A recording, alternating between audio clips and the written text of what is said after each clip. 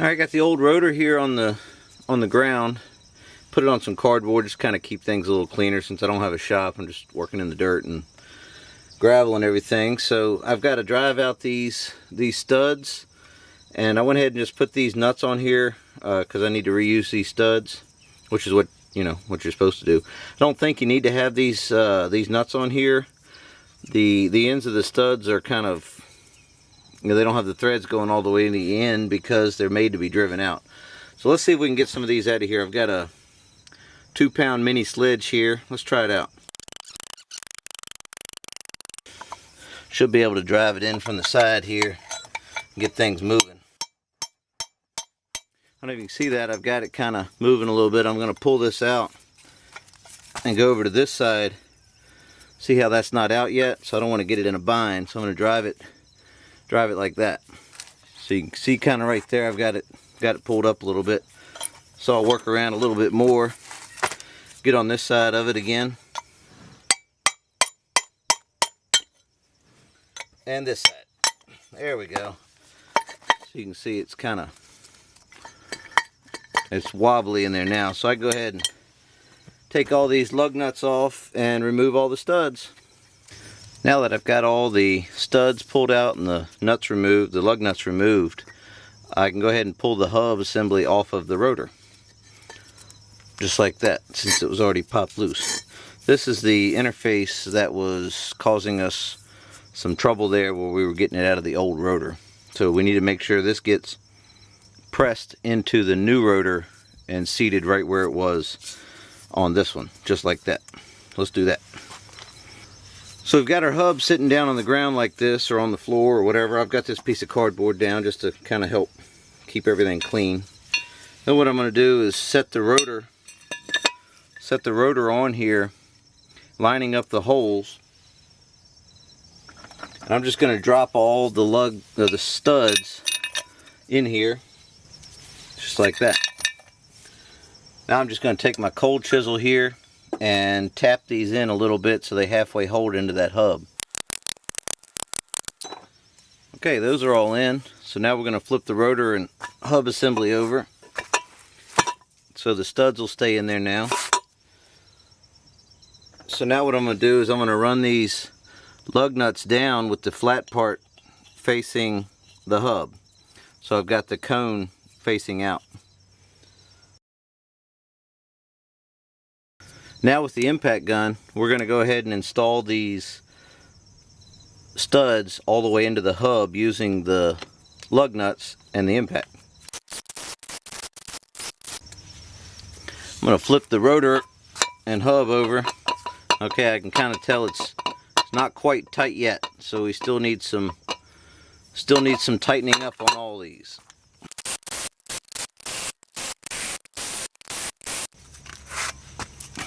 Okay, that looks like it's seated in there very nicely now. So we're good with that. We're going to pull these lug nuts back off and go ahead and get the rotor and hub assembly back onto the spindle. I've got the rotor here. We're going to go ahead and make sure our bearing and seal look okay. It hasn't been long since I've done these, so it's not too bad, but I am going to wipe the dirt off of the seal.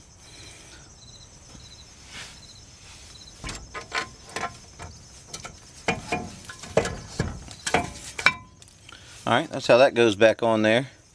So now we can go ahead and get the other bearing installed.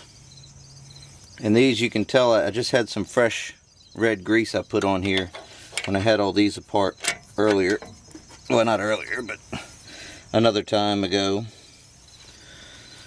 So there's our lock nut going in. Alright, got that started. It wasn't too bad. I can use this socket again to go ahead and spin it back on there.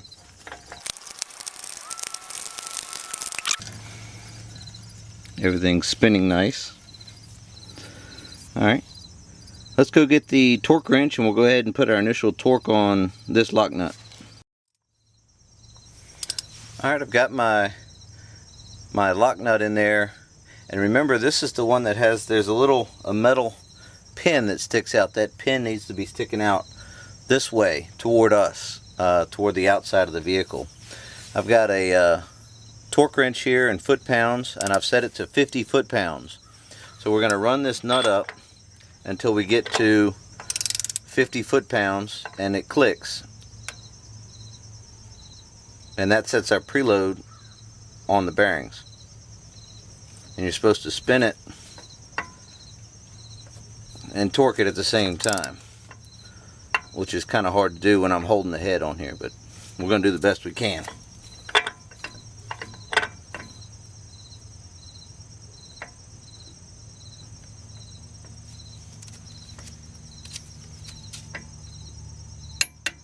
There you go. I just got it to pop. I'm going to spin it a couple times and make sure I don't get any more out of it. I'm getting a little bit out of it every time I spin it. So I'm going to go until it doesn't move when I click the breaker bar. There you go. Alright, so that last time I did it, I spun the hub and popped the torque wrench there. You know, it clicked because it's got that little breakaway head in there. And it didn't move that last time that I clicked it. I'm going to check it one more time after I've spun it. Get everything lined up there again. There we go. And it just clicked. That's perfect. Alright, so now what we're going to do is we're going to put our socket on an actual breaker bar here, and then we're gonna turn it, the nut, 1/4 of a turn, so you can see the angle of the wrench here, the handle, and we're just gonna hold it on there, pop it loose, 1/4 of a turn right there, vertical. So I was at 90 degrees, about the 3 o'clock position, moved it back up to noon. So that's it. Or whatever yours is, but it needs to be 1/4 of a turn less. Alright, so now it's time to put on our lock ring. Alright, so if you look right here, there's a little groove in the spindle. That's where this tooth of the lock ring goes into. Okay, and then over here you'll see right where the tip of that is, I'm poking at it right there. There's a pin that sticks out of this lock ring that goes all the way around here.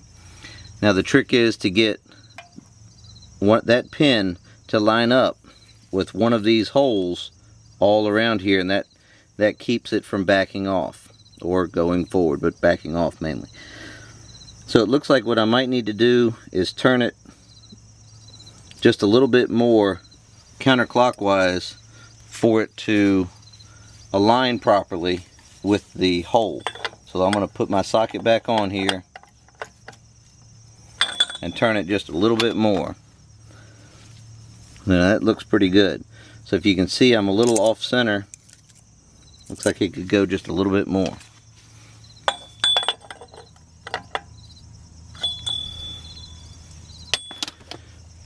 Alright, let's try that out. You can see the pin is just to the left of this keyway, and I'm looking at this hole right here for it to go into. So let's see how it lines up.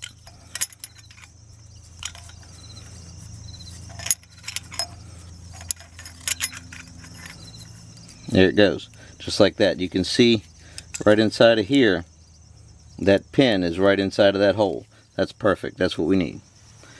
Alright, now that we're going to put the other lock nut on and torque that down. Right, we're going to go ahead and put our outer lock nut on, and this gets torqued to 160 to 200 foot-pounds. So we'll shoot it in the middle and go for 180. How about that? Let's see if we can get our torque wrench to get up to that level. We can go to 150. So that's what we'll do. We'll go to 150 foot-pounds. Alright, so I've got that up against everything. We're going to set our torque wrench up to 150 foot-pounds. Alright, that says 150 right there. Alright, so we're going to put our socket on here. Got it. And start cranking on it.